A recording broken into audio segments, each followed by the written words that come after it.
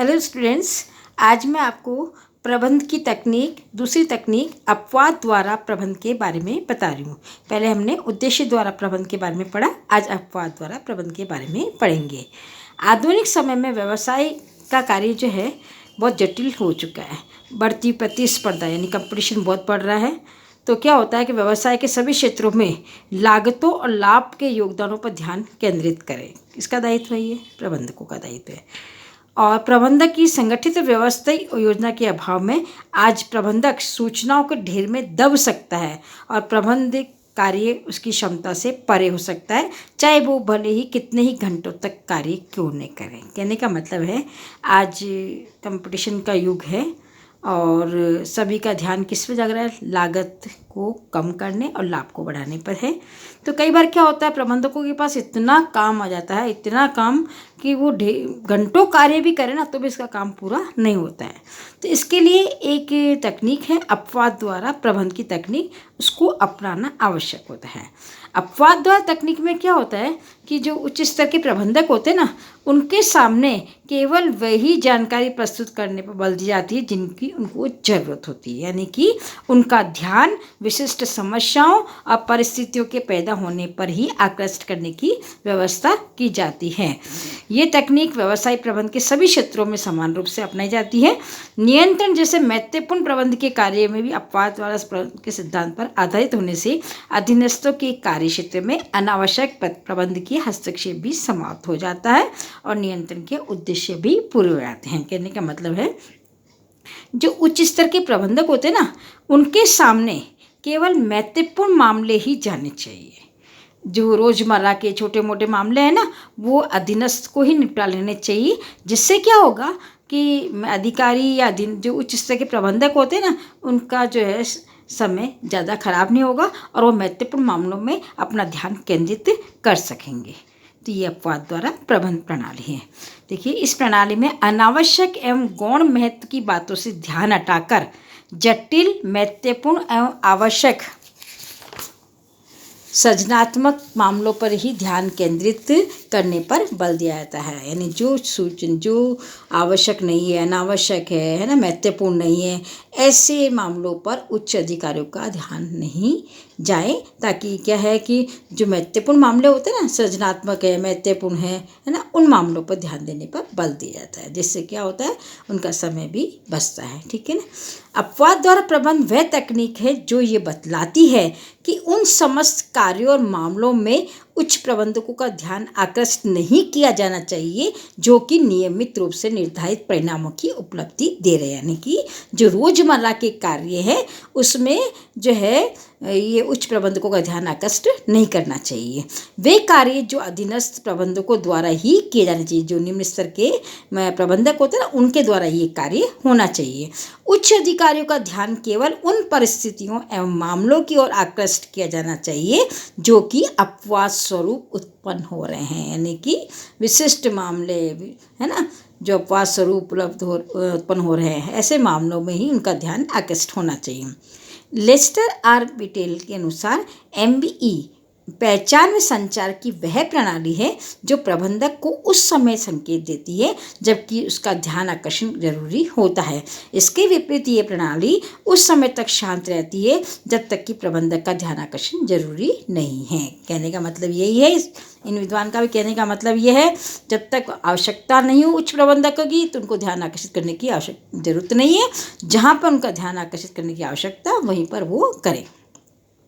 ऐसी प्रणाली का प्राथमिक उद्देश्य प्रबंध प्रक्रिया को सरल बनाना होता है ताकि समस्या क्षेत्र पर यथाशीघ्र ध्यान दिया सके और उन व्यक्तियों और मामलों पर उच्च अधिकारियों का समय व्यय नहीं करना पड़े जिन पर उनके अधीनस्थ भली प्रकार से ध्यान दे रहे हैं। यानी कि जो कार्य अधीनस्थ कर सकते हैं उन्हें ही करने देना चाहिए और उच्च अधिकारियों के सामने वे ही मामले ले जाने चाहिए जो महत्वपूर्ण प्रकृति के हो।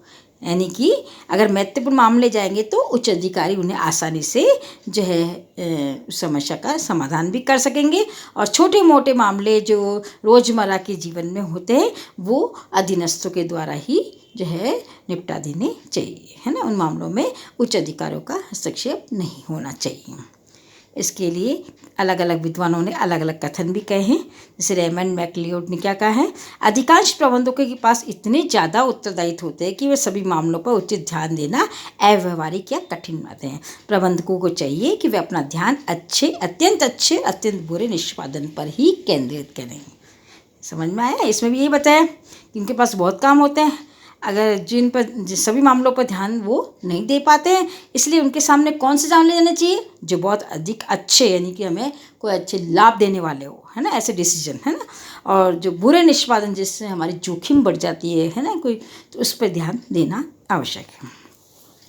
इस प्रकार से जो है अलग अलग विद्वानों के अलग अलग कथन है। एक और बता रही हूँ मैं आपको, विद्वान है स्टार के अनुसार, जब कार्यक्रम सही चल रहा होता है तो वहाँ प्रबंधक कार्य नहीं करता है।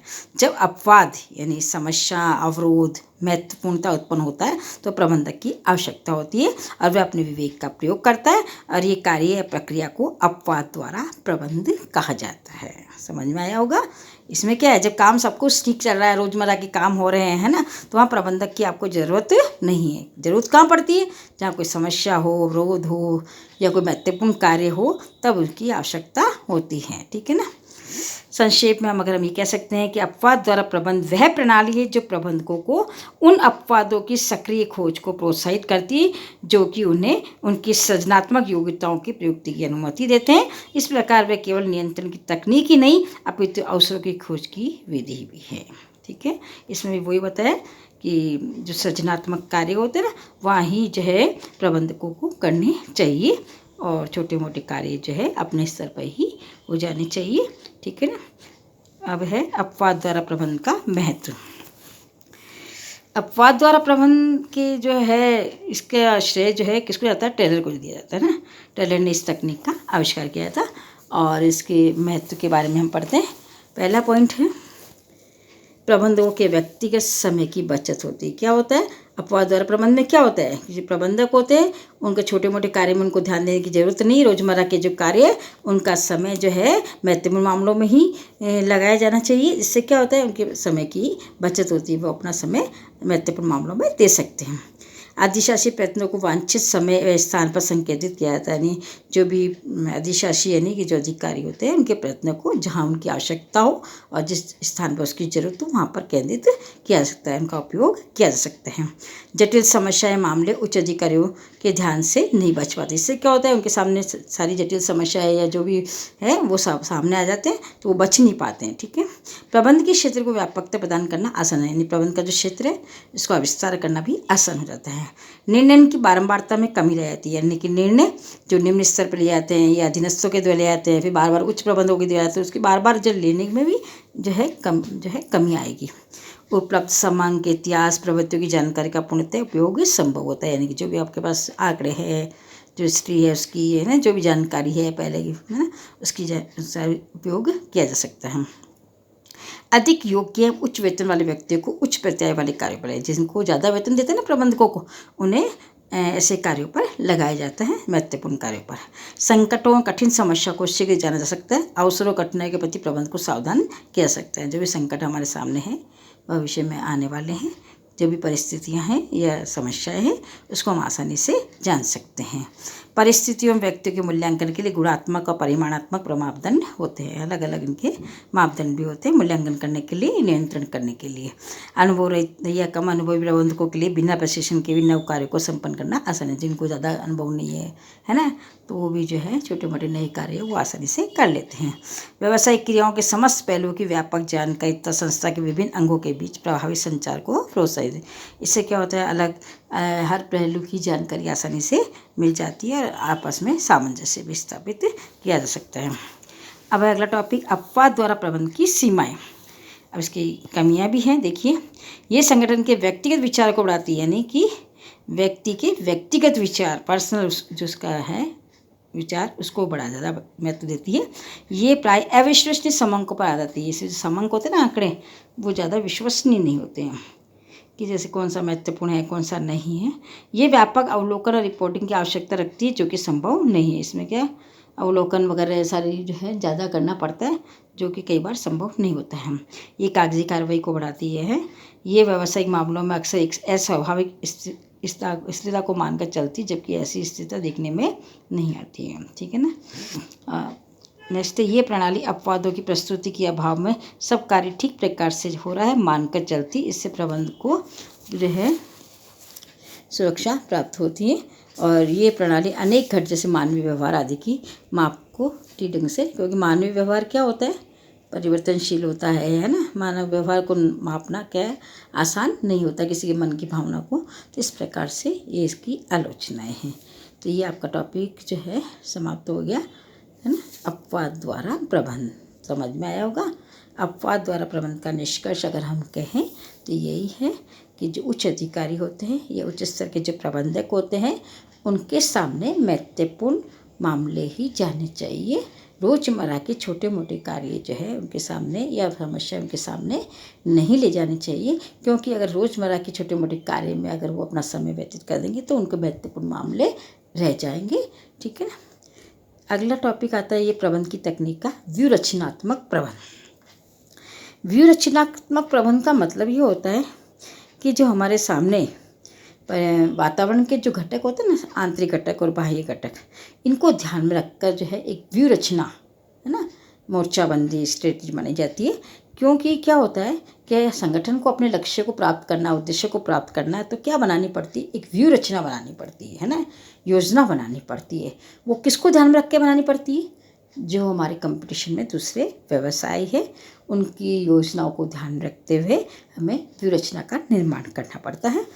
देखिए, संगठन के उद्देश्य की प्राप्ति हेतु आंतरिक एवं बाह्य घटकों को ध्यान में रखते हुए विभिन्न क्रियाओं के स्वरूप का निर्धारण करना ही व्यूहरचना है।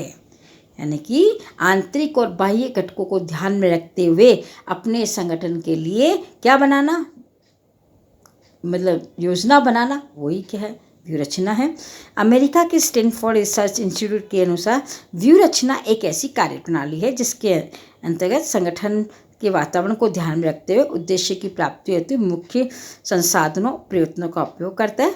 व्यूहरचनात्मक प्रबंध का आशय संगठन के लिए पूर्ण निर्धारित उद्देश्य की प्राप्ति के लिए भावी दिशा के बारे में निर्णय लेने और निर्णय को लागू करने से संबंधित है। कहने का मतलब है कि जो हमारा संगठन का उद्देश्य है उसको प्राप्त करने के लिए हम बाहरी और आंतरिक वातावरण को ध्यान में रखते हुए जो योजना बनाते हैं वो ही व्यूहरचनात्मक प्रबंध कहलाता है। ठीक है।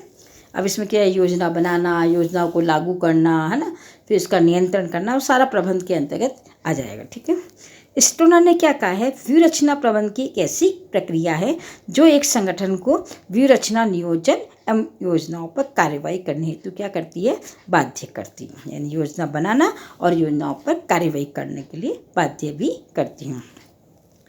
और इसके लिए जॉन गुलिक ने भी कहा है, व्यूहरचनात्मक प्रबंध प्रक्रिया का वह पथ है जिसके अंतर्गत व्यूहरचनाकर्ता उद्देश्य का निर्धारण करता एवं व्यूहरचनात्मक निर्णय लेता है। नहीं, सब इसमें देखो, व्यूहरचनात्मक में क्या होता है कि सबसे पहले उद्देश्य का निर्धारण करना, फिर योजना बनाना, योजना का क्रियान्वयन करना, फिर नियंत्रण करना कि योजना सही ढंग से चल रही है नहीं चल रही, ये सारे कार्य इस प्रबंध के अंतर्गत आ जाते हैं।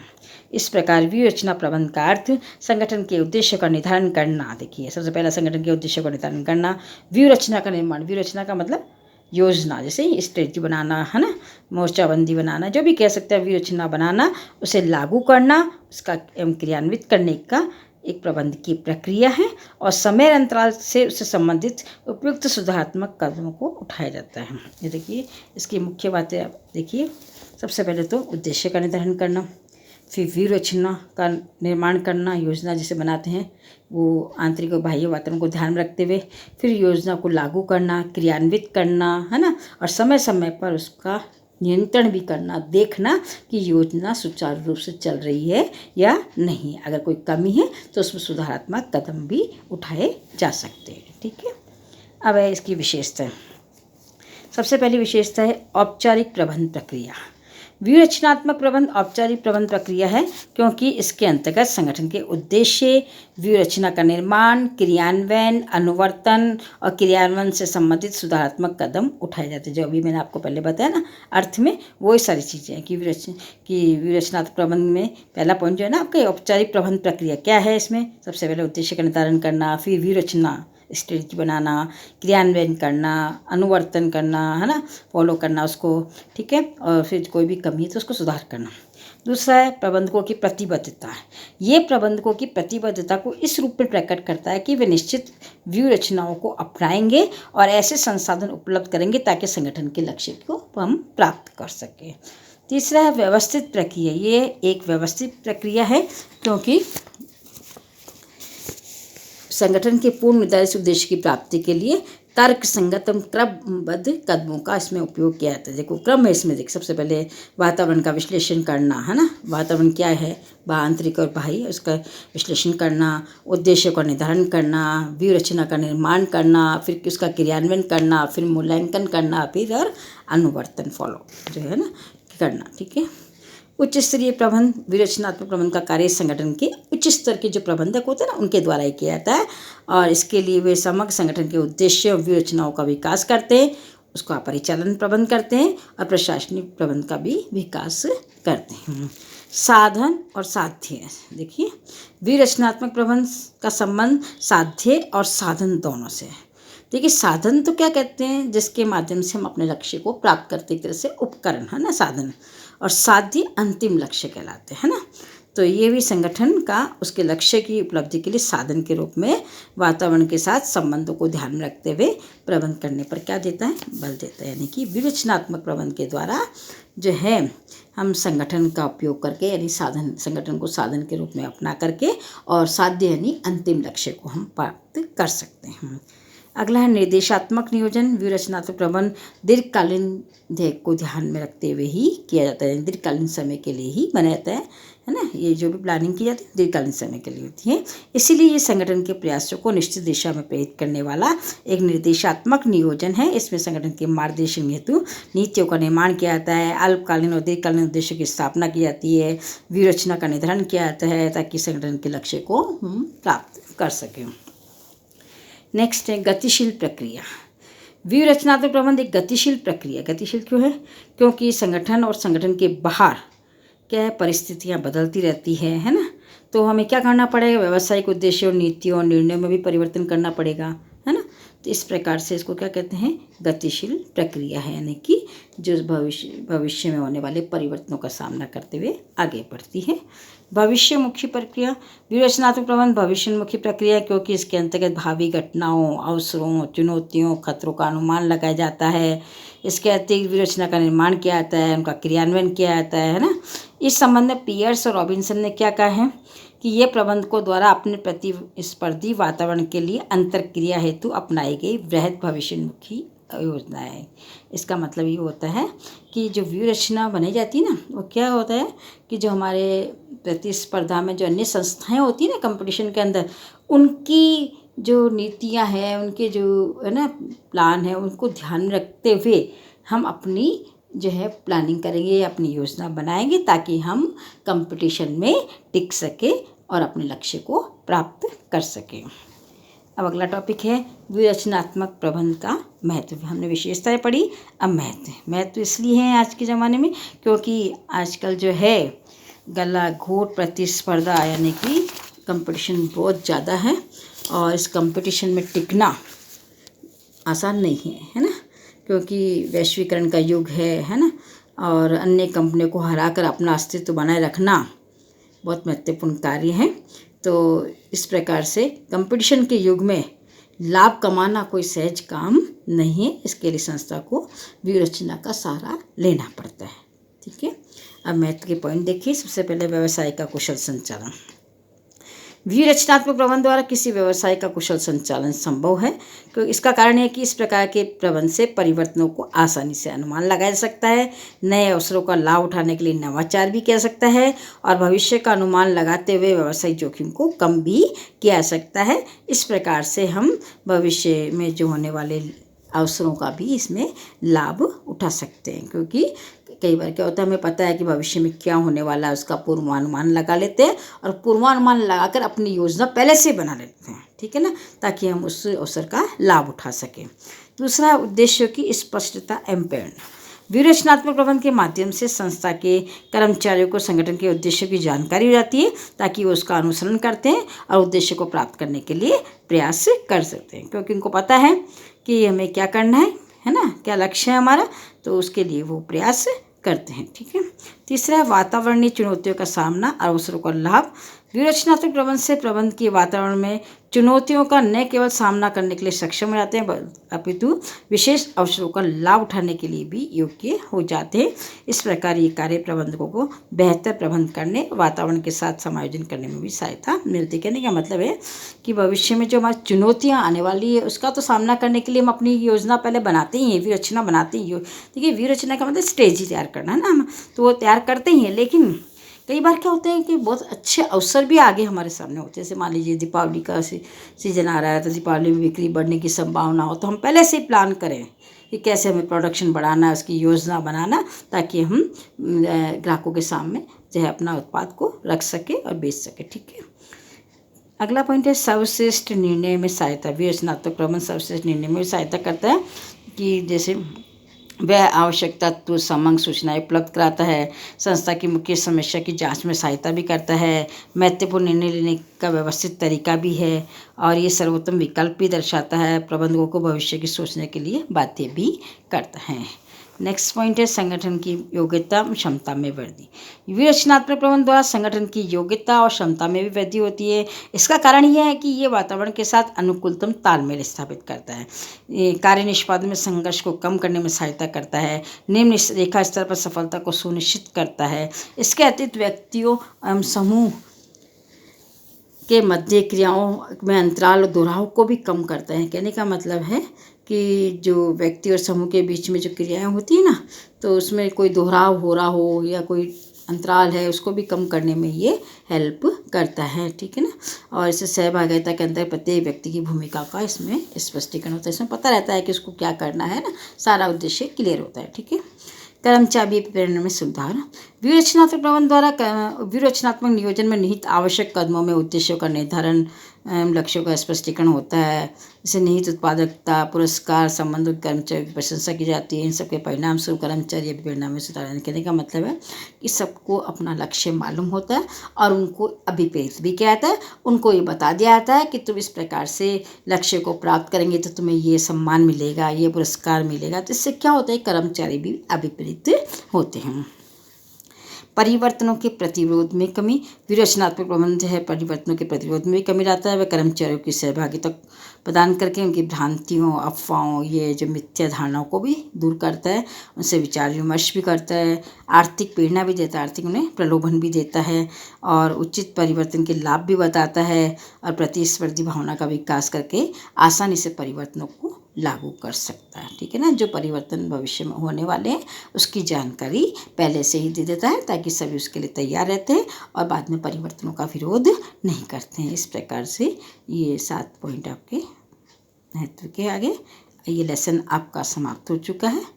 अब समझ में आया होगा, और कोई प्रॉब्लम हो तो आप पूछ सकते हैं व्हाट्सएप पे। ठीक है। और नया लेसन नेक्स्ट वीडियो में। Okay, take care, bye.